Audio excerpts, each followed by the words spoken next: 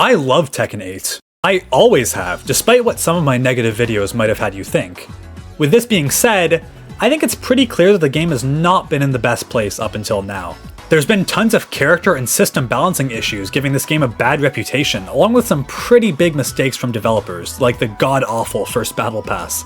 It would be silly of me to argue against these issues, but I've always maintained that the core game is there. Under all the issues, this is an amazing game, and after the recent patch, I think that this is going to start becoming the popular opinion again.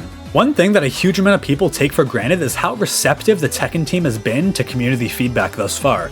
If you take a look at the launch of Tekken 8, almost every single issue back then has been fixed. Every major overpowered attack that people have been vocal about has been nerfed. Sure, there's been some missteps along the way.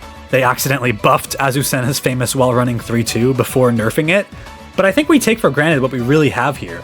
I can't think of any modern fighting game that's received this many patches in less than half a year being released. Street Fighter had to go a full year before receiving a patch, and here we are with Tekken. The previous patch in May was a sign that they are really listening, toning down a bunch of unfair characters, making them more fun to fight. But the real surprise was this little update in the patch notes. They announced that they would be looking at buffing defense. This was 100% community driven. Despite Namco wanting this game to be the aggressive fighting game, they realized through our criticism that a lot of the system changes they made in this game were actually driving people away and upsetting the community. I expected them to nerf characters, but going back on some of the core system mechanics like tracking throws, I honestly still can't believe the developers did that. Since the June update, this game has been significantly changed for the better. Command throws no longer track, re-incentivizing sidesteps, heat bursts have been nerfed significantly, now losing to power crush and being easily sidesteppable, and heat dashes have also seen big nerfs.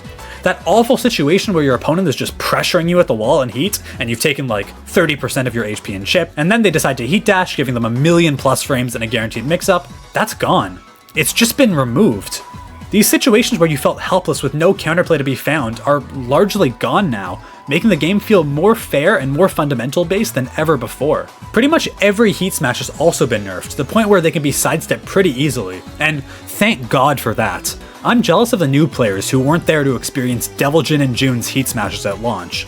Looking at character balance, we've gotten some really well needed nerfs in this patch. Victor's holy trinity of overpowered moves finally got toned down, finally, and a bunch of the remaining broken top tiers got nerfed, some pretty significantly. Feng Wei, Law, Nina, Lily, Reina, and a bunch more. Listen, if I'm being honest, even as a Mishima player, Reina's forward 2 had to go, and thank God it's finally been nerfed. You can actually sidestep it now. Lots of good buffs are here as well. Buffs to my boys Paul and Brian were very needed if you ask me, and although I didn't really think Kazuya needed a ton of buffs, I'm definitely happy about it.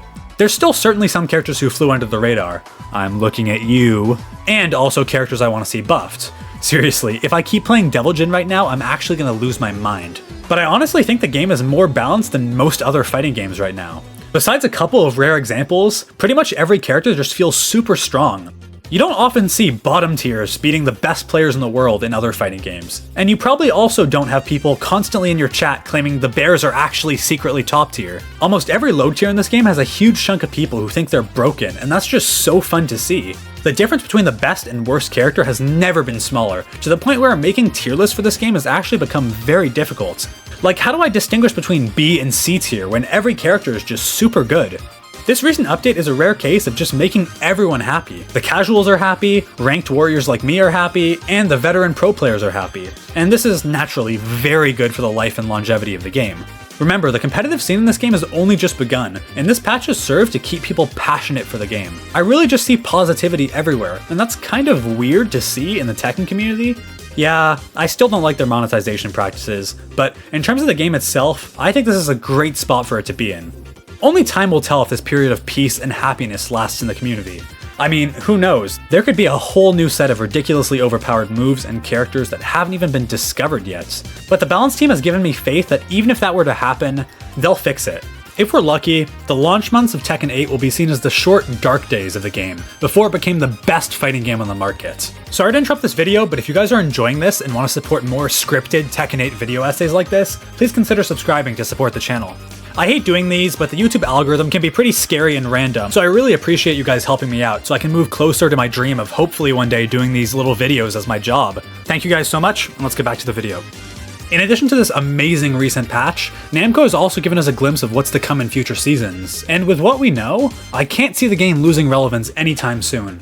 They've stated they're going to add an online training mode, and that's such an insanely cool feature. I'm honestly surprised no other fighting game has done that up until now. They've also teased a future potential tag team mode, which would be so incredible.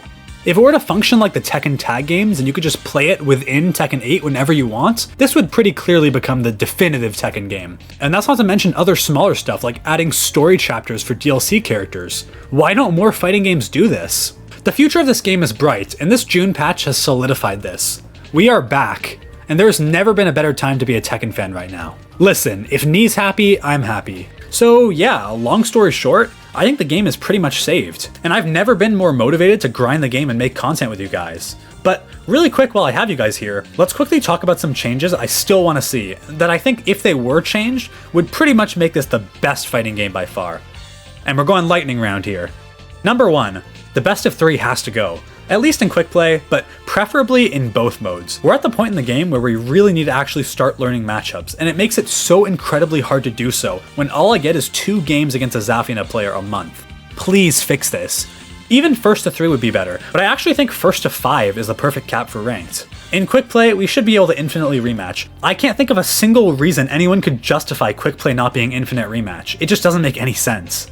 Number 2, the plugging issue still isn't fixed. Yeah, the disconnect percentage actually working has stopped a lot of people, but I don't think it's enough, and I still see quite a few people disconnecting. Forget banning people and all that garbage. Just make you forfeit the match if you lose, like every other multiplayer game on the planet. Number 3, allow us to practice against DLC characters we don't own with the replay feature. Please, Harada, don't make me buy Eddie. I talked about this more in my DLC video, but there's no reason why this feature should ever exist. It's pretty predatory if you ask me. Yeah, there's always been a debate on if you should be able to lab a character without owning them, but they add this cool new replay feature where you can take control of your character and learn matchups like never before, and then they're charging you to do it? You can't even control your own character without paying. This is pretty ridiculous. And surprisingly, that's about all I can think of. I'm sure there's other little stuff like the battle pass and skins, but I honestly don't even want to talk about that anymore. I have plenty of videos on my channel if you want to hear my thoughts on that. But let me know what you guys think about the state of Tekken 8 and this recent patch. I've been very optimistic and I truly do believe the game is fixed, but I'm sure there's a lot of people who disagree and still have a lot of issues. So I encourage you guys to let me know in the comments. I'll be down there chatting with you guys as always. And maybe I'll make a video in the future about more issues the game still has to fix. That's about all I have for today's video. If you guys enjoyed it and want to see more videos like this, please consider subscribing to the channel and leaving a like. Thank you guys so much for watching, and a special thanks to my YouTube members and Patreon patrons. I couldn't do this without you guys. If you guys are interested, you can support me for as little as $2 a month on either Patreon or YouTube memberships to get a special role on my Discord, a shout out at the end of each video like this, first to 5s whenever I fight viewers on my stream, and access to early videos coming soon. But yeah, that's about all I got for today's video. I hope you guys all enjoyed it, and stay tuned for many more Tekken videos coming soon. I'll see you guys later.